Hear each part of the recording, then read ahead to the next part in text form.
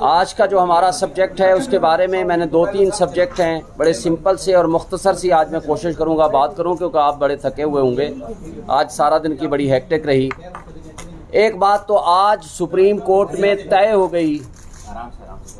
ہو گئی کہ جب ہم یہ بات کرتے تھے کہ عمران خان کو انصاف نہیں مل رہا اور ایک متعصب جج نے بغیر سنے، بغیر ہمارے گواہان کو موقع دیے کہ ہم اپنے گواہ پیش کر سکیں، ہمیں بغیر حق کے دفاع دیے اور ون سائیڈڈ ہمارے خلاف فیصلہ کر دیا۔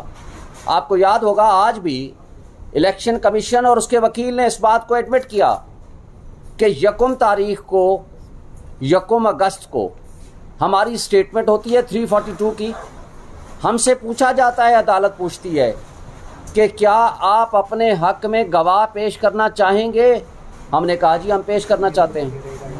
تو جناب 2 تاریخ رکھ دی گئی 2 اگست، اور ہم نے 2 اگست کے دن 12 بجے لسٹ آف وٹنسز دے دی کہ جناب ہمارے گواہ ہم پیش کرنا چاہتے ہیں، اور 12 بجے سے لے کر 1:30 بجے تک ہمیں کہا گیا کہ آپ 1 گھنٹے 1.5 گھنٹے کے اندر اپنے گواہ لے آئیے۔ اس وقت تک یہ متعلق بھی تھے، ریلیونٹ بھی تھے، اور جج صاحب کا تعصب دیکھیں، انہوں نے 1:30 بجے ہم نے درخواست دی کہ جناب ہمارے گواہ کراچی میں ہیں، مختلف شہروں میں ہیں، ان کو یہاں پہنچنے کے لیے کم سے کم 1 دن یا 2 دن کا ٹائم دے دیجئے۔ 1:30 بجے وہ فرما دیتے ہیں کہ نہیں یہ ریلیونٹ ہی نہیں ہے۔ بھائی یہ فیصلہ ملزم نے اور پارٹی نے کرنا ہوتا ہے کہ کون سا گواہ متعلق ہے میرے کیس سے، کون سا نہیں ہے۔ اور ہاں جج صاحب کو اس وقت یہ اختیار ہے کہ جب وہ اسٹیٹمنٹ آ جائے اور وہ اسٹیٹمنٹ کو پڑھ لیں، اس پہ جرا ہو جائے، وہ کہیں ہاں یہ پورشن ریلیونٹ ہے، یہ نہیں ہے۔ اور جب ہائی کورٹ اور سپریم کورٹ نے فیصلہ کیا کہ ہائی کورٹ اس کا فیصلہ کرے، ہائی کورٹ نے 2 مرتبہ اس کے فیصلے ختم کر دیے، پھر تیسری مرتبہ کہا کہ ان کو سن کے فیصلہ کر لیں۔ 5 تاریخ کو ہائی کورٹ کے فیصلے بھی موجود تھے اور سپریم کورٹ کا فیصلہ بھی موجود تھا، اور خواجہ حارث ہمارے جو سینئر وکیل تھے ان کو منشی کو اغوا کر لیا۔ وہ سپریم کورٹ میں درخواست دینے آئے کہ جناب یہ منشی میرا جس کے پاس فائلیں ہیں اس کو ہی غائب کر دیا گیا، اور اس کے بعد وہ جب عدالت میں پہنچتے ہیں وہ کہتے ہیں آپ کو سننے کی ضرورت ہی نہیں ہے۔ اور بڑی اہم بات ہے کہ آج عدالت نے سوال کیا کہ کیا پاکستان کی تاریخ میں کوئی ایک کیس بتا سکتے ہیں کہ 1 دن کے اندر جب نہ ملزم موجود ہے نہ اس کا وکیل موجود ہے اور اس کو سنے بغیر اس کو پوری کی پوری سزا بھی دے دی گئی؟ ان کے وکیل صاحب نہ ہی کوئی ایک مثال پاکستان کی تاریخ میں دے سکے۔ افسوس سے کہنا پڑتا ہے کہ جہاں بنیادی حقوق اس طرح معطل ہو جائیں، جہاں ناانصافی نہ صرف سامنے نظر آ رہی ہو، پرنسپل ہے نا کہ انصاف نہ صرف ہو بلکہ ہوتا ہوا نظر آئے، یہاں انصاف کا قتل، ناانصافی نہ صرف ہو رہی تھی بلکہ سب کے سامنے نظر آ رہی تھی، جس کو آج الیکشن کمیشن اور اس کے وکیل نے اعتراف کیا عدالت کے اندر، سپریم کورٹ کے اندر۔ یہ تو تھا آج آپ کے سامنے ایک کیس کا چھوٹی سی جھلکی، جو کچھ آپ کے سامنے آج میڈیا کے سامنے یہ ساری باتیں ہوئی ہیں۔ جب ہم پچھلے 1 مہینے سے مستقل یہ کہے جا رہے ہیں، اور افسوس کی بات یہ ہے کہ اس طرح کے سرکمسٹانسز میں کیس جب جاتا ہے 8 تاریخ کو، 7 کو جمع ہوا، 8 تاریخ کو، اور اس میں ہم نے کہا کہ آج ہی ججمنٹ کو سسپینڈ کر دیں، سینٹنس کو سسپینڈ کر دیں، کہا گیا کہ جناب 4 دن میں ڈیٹ آئے گی، 17 دن کے بعد ڈیٹ آئی اور پھر اس کو دوبارہ ایڈجن کر دیا گیا۔ بہرحال ہمیں عدالتوں سے انصاف کی توقع ہے۔ عمران خان صاحب اور پی ٹی آئی کا شروع سے ایک ہی اصول اور ایک ہی مطالبہ رہا ہے، ایک ہی سلوگن رہا ہے، وہ ہے رول آف لا، آئین کی بالادستی اور قانون کی حکمرانی، اور عدلیہ آزاد ہونی چاہیے۔ یہ ہے ہمارا بیسک پرنسپل، ہم اس پہ بلیو کرتے ہیں۔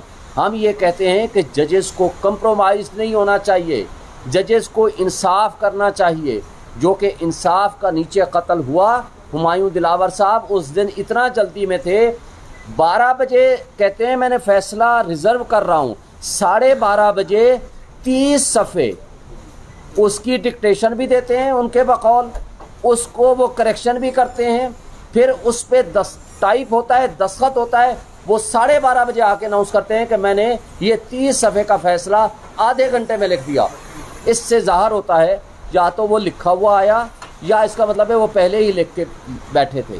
یعنی جہاں آپ کو بنیادی حق، ڈیو پروسیس اور فیئر چانس آف ٹرائل نہ ملے اور بغیر سنے پہلا بھی فیصلہ، دوسرا بھی فیصلہ، تیسرا بھی فیصلہ کر دیا جائے تو وہ قانون کی نظر میں وہ وائڈ اب انیشو ہوتا ہے، وہ وداؤٹ لافل اتھارٹی ہوتا ہے، وہ غیر آئینی ہوتا ہے، وہ سسٹین نہیں کر سکتا۔ یہ ایک آسپیکٹ تھا۔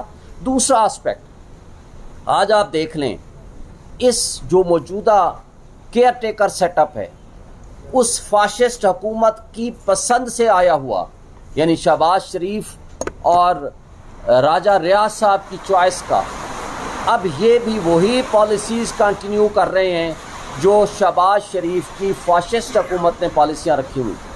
آج آپ کی غربت، بے روزگاری، مہنگائی، ان امپلائمنٹ کی پوزیشن کیا ہے؟ اور وہ جو ارسطو اور افلاطون تھے جو کہتے تھے کہ ہم مہنگائی مکاؤ مارچ لے کر آئے ہیں، ہم نے ریاست کی بجائے، ہم نے سیاست کی بجائے ریاست کو بچایا، ایکچولی وہ سائفر کے کنٹینٹس لیک ہونے کے بعد ثابت ہو گیا ہے کہ وہ ایک سازش کے تحت لائے گئے تھے، انہوں نے ریاست کی جڑیں کھوکھلی کر دیں۔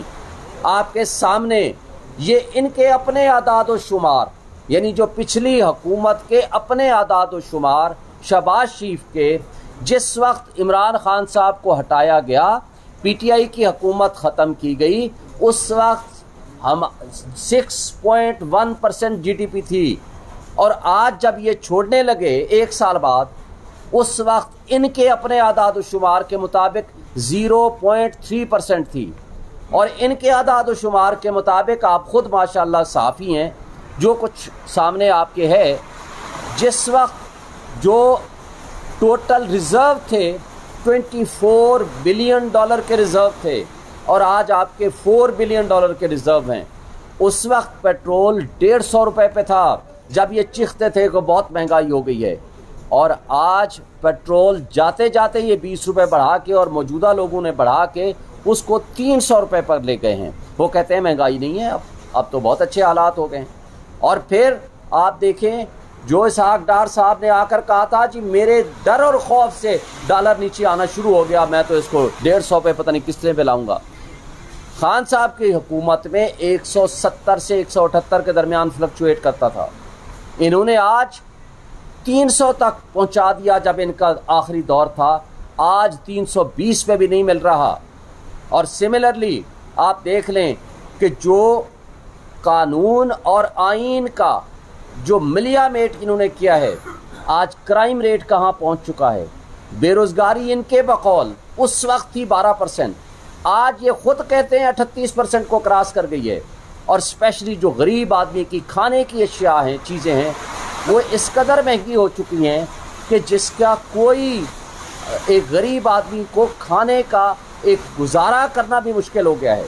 اور آپ کے سامنے ہے آج ہم جو مڈل کلاس والے لوگ ہیں، ہمارے لیے جینا مشکل ہو گیا ہے۔ کیا وجہ ہے کہ بجلی جس وقت خان صاحب کی حکومت تھی 16% بجلی کا یونٹ تھا، اور آج آپ کو پتہ ہے $50 بجلی کا یونٹ پہنچ چکا ہے، اور ابھی مجھے معلوم ہوا ہے کہ ماشاءاللہ $2 یا $4 مزید بڑھانے لگے ہیں۔ یعنی افسوس کی بات یہ ہے کہ 50,000 1 لاکھ روپے تنخواہ حاصل کرنے والا ایک عام آدمی، بتا دیں وہ جو اپنے گھر میں کیا وہ بجلی کا بل دے یا وہ اپنے گھر کا راشن لے کر جائے، آج کیفیت کیا کر دی ہے آپ شامل کر لیں۔ عدالت 8 دفعہ ضمانتیں دے، اس کے بعد دوبارہ اٹھا لیں، اور یہ تسلیم ہی نہ کریں کہ کس پولیس والے کے پاس ہے اور کس کے پاس نہیں ہے۔ آج وہ یاسمین راشد جو بزرگ خاتون سیاستدان، رہنما پی ٹی آئی کی، آج اس تکلیف کی حالت میں، بیماری کی حالت میں بھی آج 4 مہینے ہو کے ہیں وہ جیلوں میں پڑی ہے، اور اس کے علاوہ جو خواتین خدیجہ شاہ ہے، صنم ہے، طیبہ ہے، سینکڑوں کی تعداد میں خواتین ہیں وہ ابھی تک جیلوں میں پڑی ہوئی ہیں۔ یار کیا ہمارے ملک میں 13 اور 14 اگست کو جو کچھ ہوا آپ نے دیکھا، پاکستان کا جھنڈا لے کے اور پی ٹی آئی کا جھنڈا لے کے جو ورکر اور کارکن باہر نکلا، اس کے ساتھ کیا کیا انہوں نے؟ سینکڑوں کی تعداد میں ورکرز کو اٹھا لیا اور پرچے کر دیا، ان کو جیلوں میں ڈال دیا اور کچھ کو غائب کر دیا۔ کیا یہ طرز عمل ہے؟ کیا اس کو ہم سیاست کہیں گے؟ کیا ان کو کیئر ٹیکر سیٹ اپ کہیں گے؟ اور یہ کیئر ٹیکر سیٹ اپ سوائے الیکشن کے ان کو کوئی اور کام نہیں کر سکتے، اور الیکشن کمیشن سوائے الیکشن کے اس کا کوئی کام نہیں ہے۔ لیکن افسوس کی بات یہ ہے کہ یہ کیئر ٹیکر والے اور الیکشن کمیشن الیکشن کرانے کے علاوہ سب کچھ کر رہے ہیں۔ یہ قابل افسوس بات ہے، اور اس کو کس نے ٹھیک کرنا ہے؟ اور آج جو دہشت گردی اپنے عروج پہ ہے وہ کیوں ہے؟ اس لیے کہ قانون کو عمل درآمد کرنے والے اور لا انفورسمنٹ ایجنسیز کے پاس تو صرف ایک ہی ٹائم ان کو ٹارگٹ دیا گیا ہے کہ آپ نے پی ٹی آئی کو کرش کرنا ہے، پی ٹی آئی کے ورکرز کو اٹھانا ہے، ان کو جیلوں میں بند کرنا ہے۔ ٹوٹل ان کا کام ہی یہی ہے۔ تو پھر دہشت گردی جس طرح ہمارے ملک میں اپنا اتنا عروج پہ پہنچی ہوئی ہے، اس کو کون کنٹرول کرے گا؟ کیا یہ طرز عمل یہ ہے ہمارے ملک میں ہماری ریاست کو مضبوط کرنے والا؟ دیکھیں، ان مسائل کا حل پولیٹیکل سٹیبلٹی میں ہے، اور پولیٹیکل سٹیبلٹی ڈائلاگ سے آئے گی۔ پولیٹیکل سٹیبلٹی آپ فری اینڈ فیئر الیکشن سے آئے گی۔ پولیٹیکل سٹیبلٹی آپ اس جبر اور خوف کی فضا میں الیکشن کیسے کرائیں گے؟ نہیں کرا سکتے۔ اس جبر اور خوف کی فضا میں اگر الیکشن ہوگا تو اس کی شفافیت پہ کون یقین کرے گا؟ اور اگر ایسا الیکشن ہوگا جو ملک کو مزید دلدل میں دھکیل دے گا تو مجھے بتائیں کہ یہ کون سا ہم ریاست کی خدمت کر رہے ہیں؟ ہم ریاست کیا ہے؟ ریاست کی عوام اس کے مالک ہیں۔ عوام نے فیصلہ کرنا ہے آئین کے مطابق کہ ہمارے امور مملکت ہمارے منتخب نمائندے چلائیں گے۔ لیکن افسوس سے کہنا پڑتا ہے کہ ہم نے سارے امور مملکت منتخب نمائندوں کے علاوہ سب کو دے دیے ہیں۔ تو یہ قابل افسوس بات ہے، یہ آئین کی خلاف ورزی ہے، یہ قانون کی خلاف ورزی ہے، یہ بنیادی حقوق کی معطلی ہے جو ہم سب کا بنیادی حق ہے کہ ہم جس کو ووٹ دیں وہ ہمارا نمائندہ ہو، وہ اپنی حکومت ہمارے ووٹ سے وہ چلائے تاکہ ہمارے مفادات کا وہ سودا نہ کرے۔